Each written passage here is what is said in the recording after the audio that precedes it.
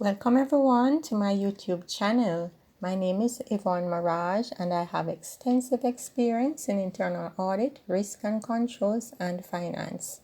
I'm a chartered accountant and a certified internal auditor. I have internal audit experience at the senior management level in 3 major organizations, which include the setting up of internal audit departments, standardizing documentation for internal audit departments, fraud reduction, fraud investigations, process controls improvement, inclusive of process documentation, and a wealth of experience at the Board Audit Committee level. I also consult in finance, especially in areas where there is some difficulty in meeting the requirements of both external and internal audits.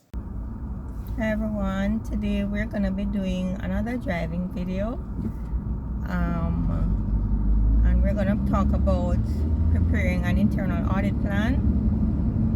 So most internal audit plans are either 3-year plans or 5-year plans.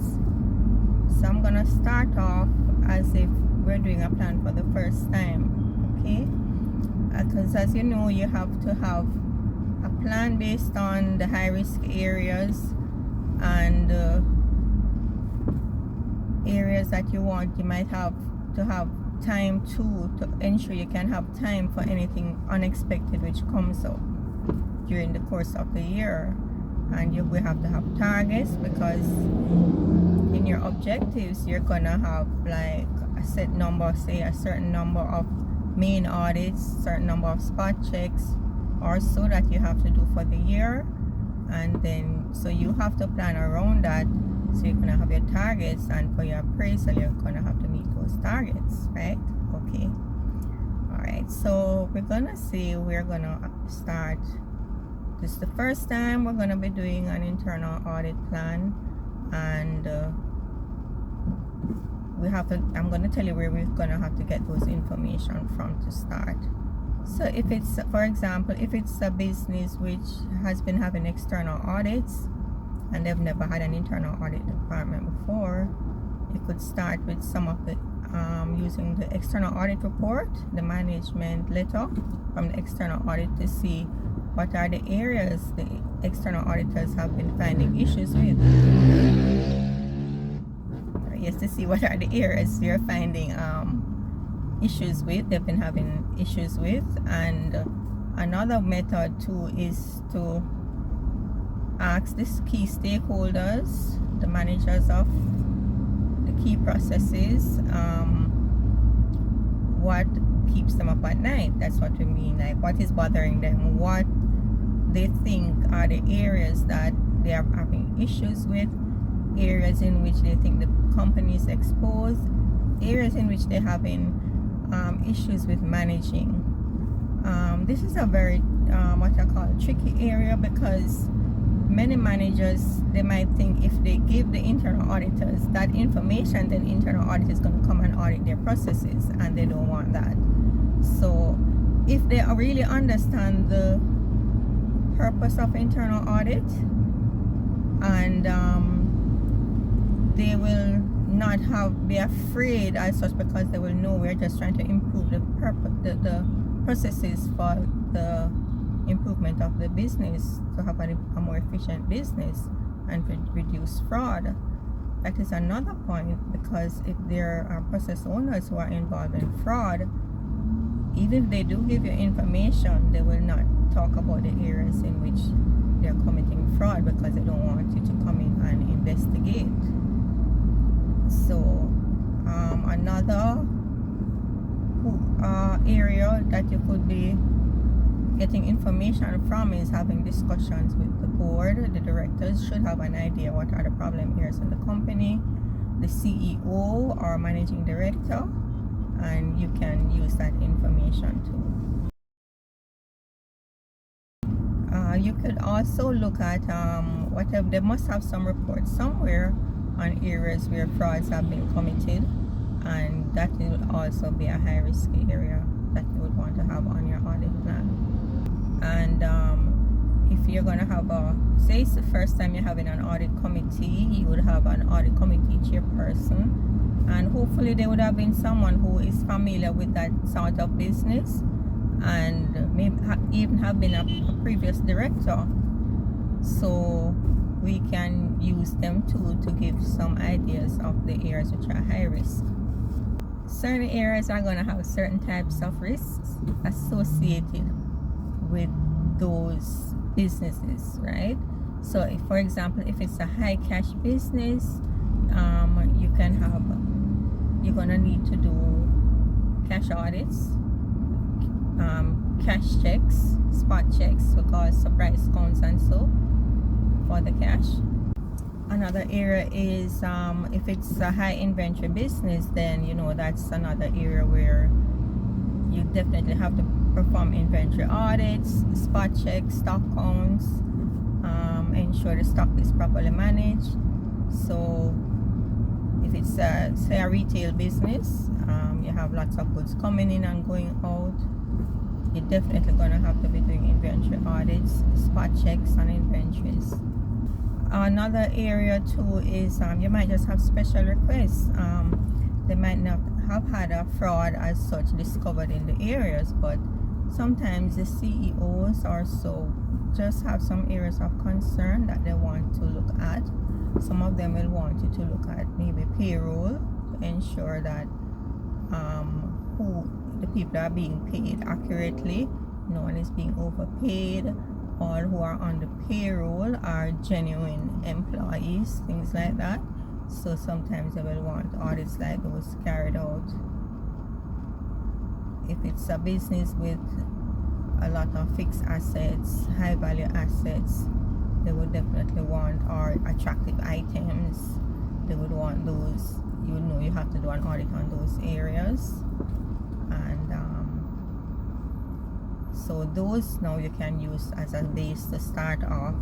If it is a business which, if you've had an internal audit department for years and years, then you could use that and go through and look at the past audit reports. If you're going in for the first time, you would have had, you don't just use what they have and go off what they have. Each person must go in with fresh eyes and based on your experience too. So what you would do is to ask at that point. Now then I guess you could be asking, where are there areas of fraud, what the internal audit reports have been saying, where are they, how the open items look, have they been closing out the internal audit findings. So if you still have areas where they have, say you've been auditing an area over and over, and each time the audit, same points come up and they have not been addressing it, then you definitely have to do some work on that area.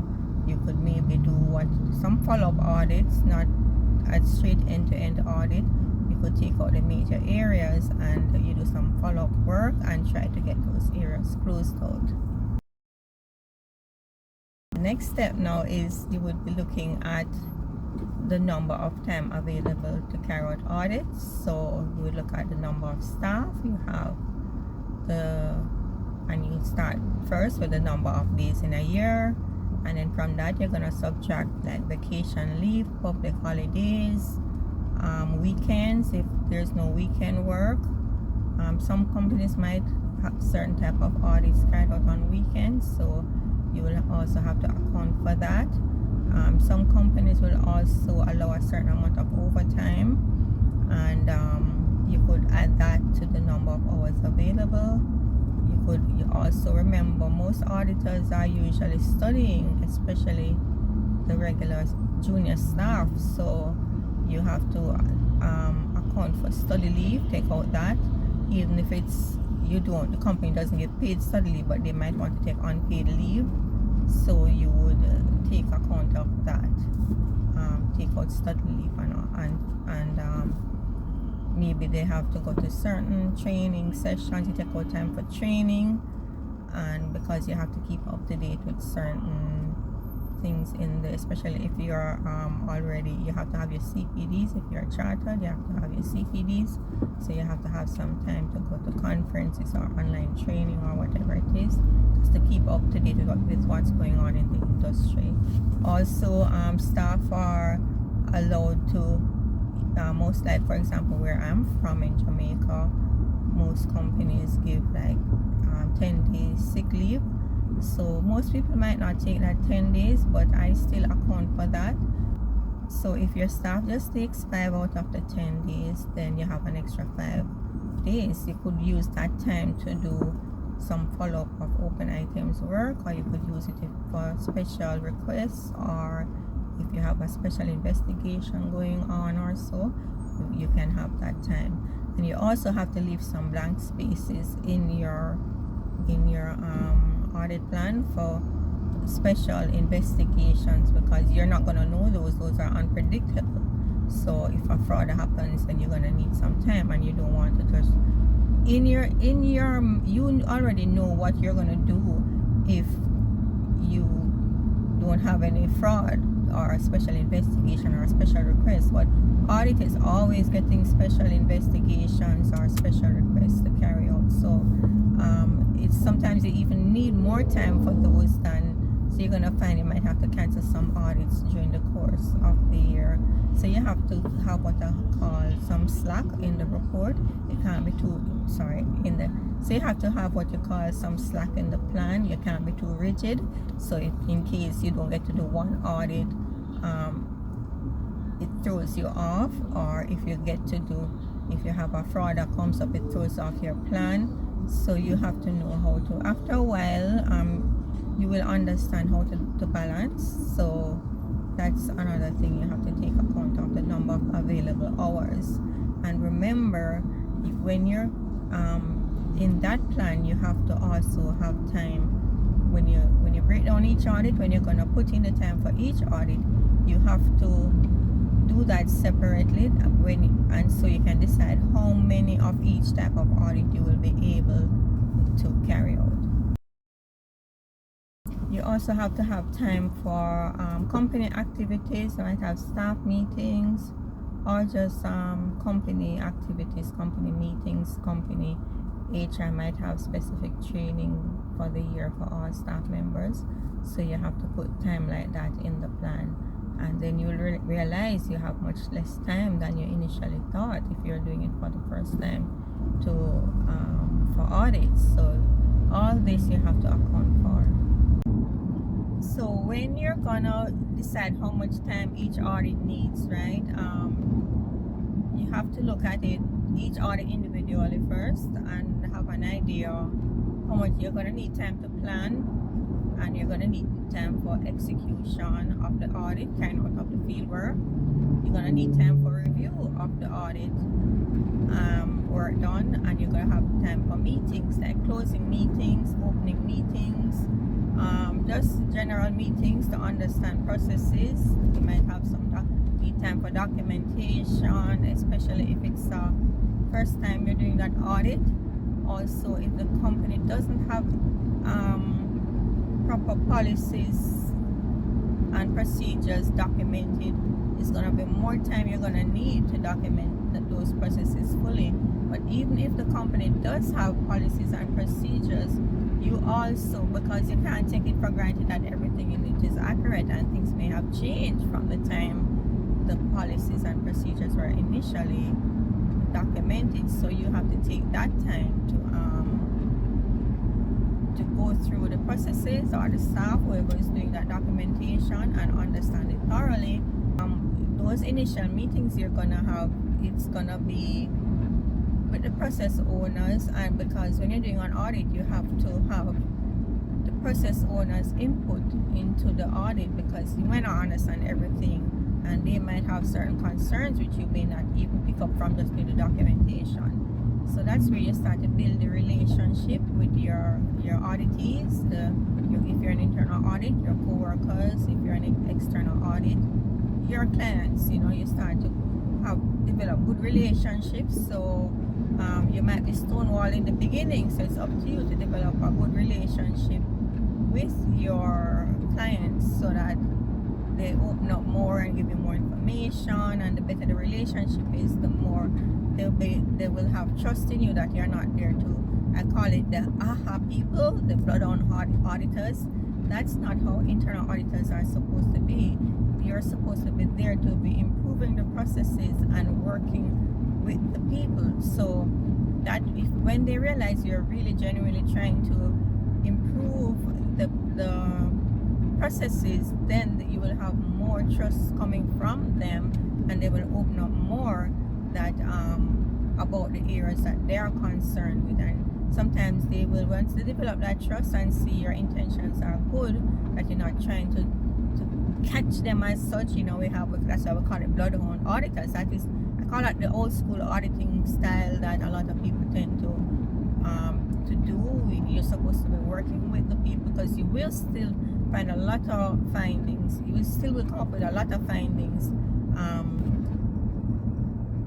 regardless of whether the people want to, even when they open up or not.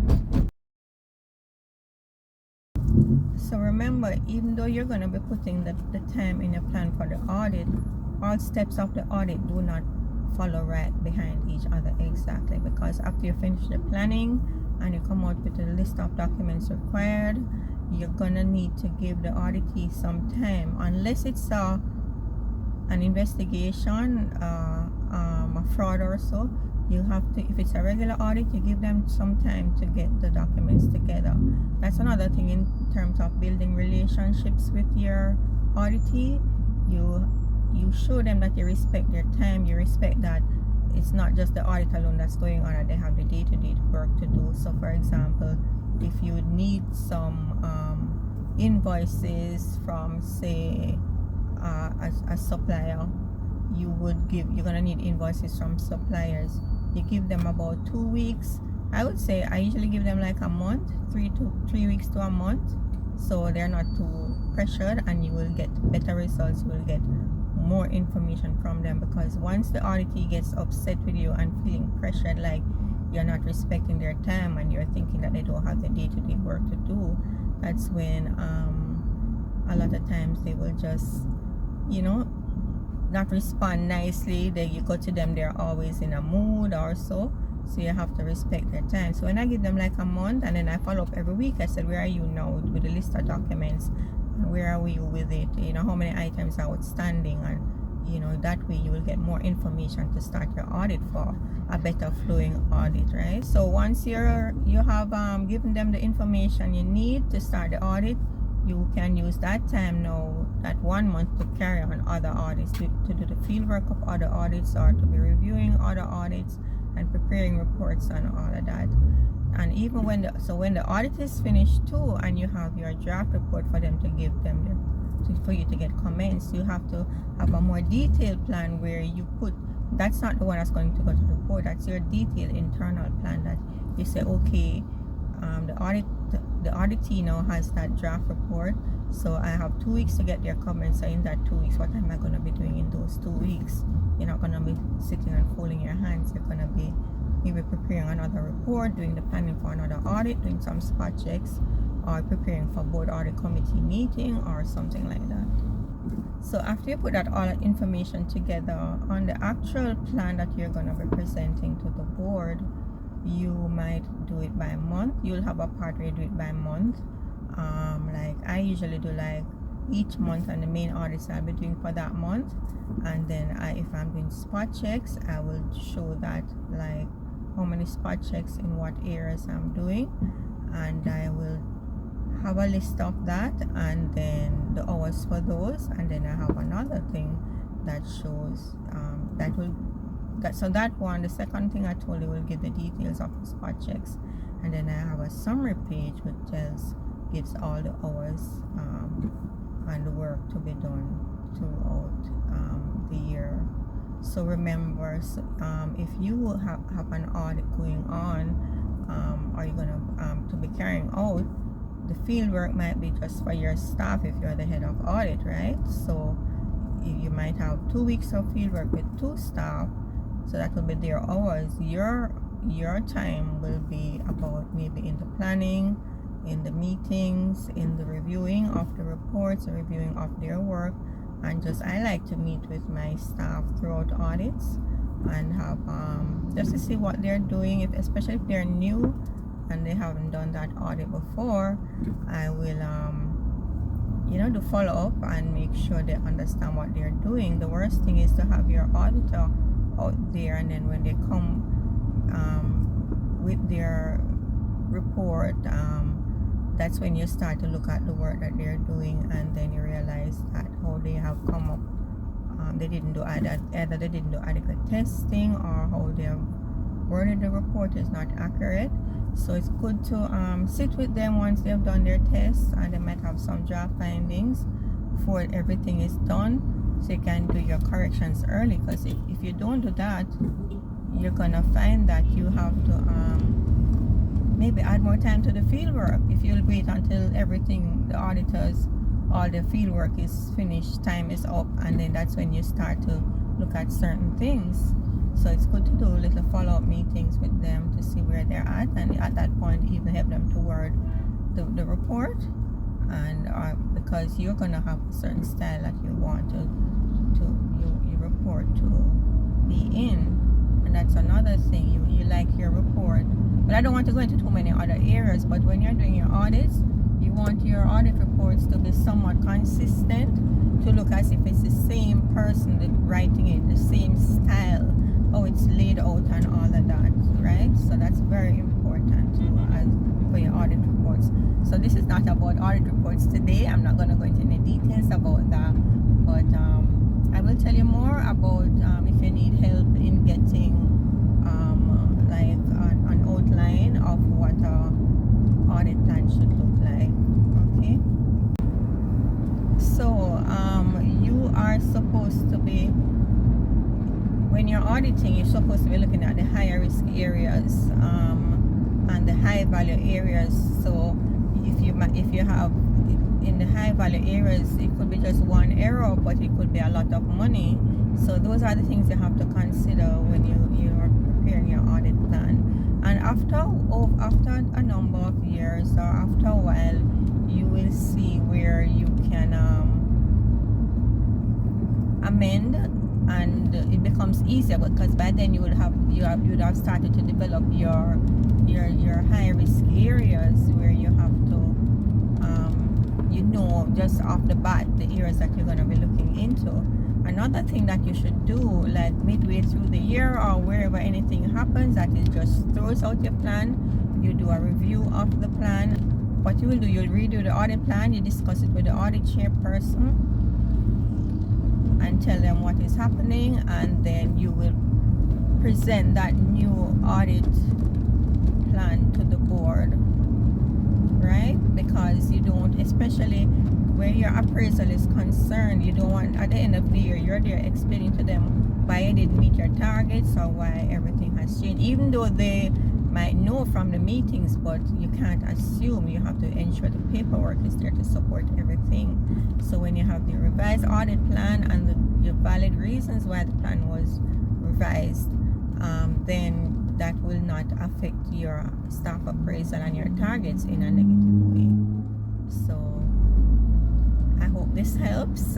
You can let me know in the comments if any questions you have, and any other way that I can help you with this. So thanks for watching, and remember to like, subscribe, share and comment, and to also just let me know what you think about the video, anything else you would like to know. I will be doing a lot of driving videos, because that's a full hour or so I can, or if I'm driving to another location or so, I can just use that time to, if I'm driving to another location or just going somewhere, I can use that time to just do this. Because for me to just find a good 2 hours or an hour at the end of the day, it's a little difficult for me right now. Okay, another thing I need to tell you, when you are gonna be deciding which month you're gonna be carrying out certain audits, you also have to, you have to have some thought behind what is happening in each month in the company. So for example, if December is a very, very busy month with a lot of sales going on, and so you might decide to use that time to prepare your plans and prepare for the coming year, deal with your appraisal, stuff like that, and write your reports and so. because staff might be very busy with sales, and you don't want to be interrupted. That's not a time. This, like for example, in some companies, December is definitely not a time to be deciding that you're going to be doing process documentation, because it's going to be hard for them to find that time to, depending on the company and what when their year end is, right? And also you also have to find out when the key process owners are going on vacation too. Some companies will, you don't always have that information, but sometimes you after with a company long enough, you get an idea of when people are going off on vacation. So you don't do like in Easter in Jamaica, a lot of people go off on vacation. When the children are out of school, that's when a lot of people go off on vacation. So certain work you try to get in those times, you try to get all your documentation and so that you can do as much of the audit, the field work, that you can do as much as possible, your testing, and so that by the time they come back you have the questions ready for them, right? So that's another thing to consider, the peculiarities of the company that you are with, to determine which audits you do on which times, at what times of the year, and which months, and all of that. Okay. And also spot checks, when it's the best time to do our spot checks. You don't do a spot check because they're surprise checks, so the cashier, and so you decide which days you're going to do. You don't always do a spot check on a Monday or on a Friday, because they will work around that, right?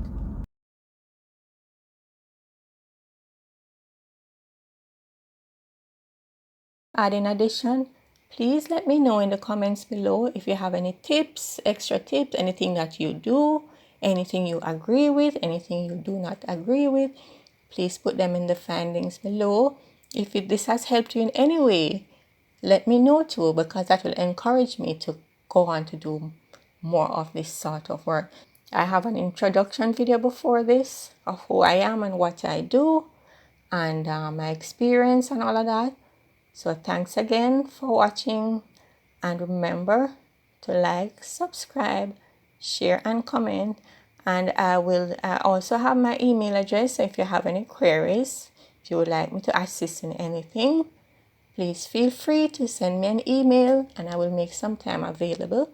If you have an audit report that you need some one-on-one guidance in responding to those findings, I will make myself available, and we can have an hour or 2 hours and we can go through and work on those. Please remember to like my videos, subscribe to the channel, and share the videos with your friends and colleagues. I will also be adding Patreon to my channel, where you'll be able to gain access to the resources which I have developed over the years. Thank you again for watching my videos, and I don't take it for granted, as I understand that your time is precious.